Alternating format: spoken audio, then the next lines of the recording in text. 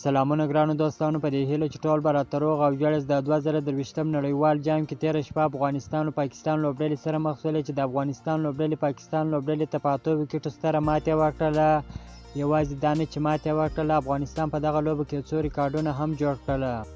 دا لومړی ځل چې د افغانستان کرکټ ملي لوبډلې په ورځنۍ نړیوالو سیالیو کې پاکستان لوبډلې ته ستره ماتې ورکړله. دغه خوشحالي د نړۍ په ګوټ ګوټ کې افغانانو لمانځلې ده او د افغانستان په بیلو ولایتونو کې هم لمانځل شوې ده. د هندوستان لوبغاړو او مینوالو هم دغه خوشحالي لمانځلې ده. افغانستان لوبغاړو ته مبارکي ورکړې ده.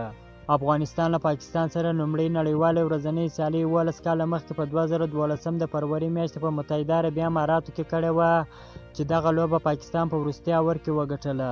له هغې وروسته دواړه لوبډلې 6 ځلې د ورځنیو سیالیو کې سره مخ شوې دي چې دغه ټولې لوبې پاکستان ګټلې دي.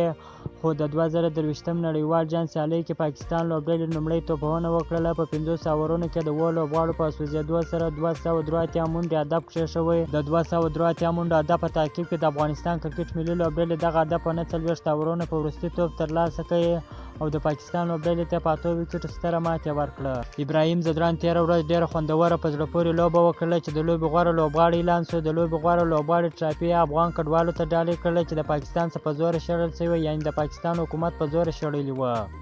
خو د پاکستان په ټولنیزو رسنیو بیا داسې خبر ورکول کېږي چې افغانستان کرکټ ملي لوبډله کرکټ سیاست سره یوځای کوي. افغانان ډېر نمک ارامه دي چې زموږ 40 کاله ځای ورکړی دی، خو دوی هم په خپل ښه باندې نه پوهېږي چې افغانستان کرکټ ملي لوبډلې په پېښور کې کرکټ زده کړی دی او د افغانستان کرکټ ملي لوبډلې روزنه هم پاکستاني کوچونو کړې ده.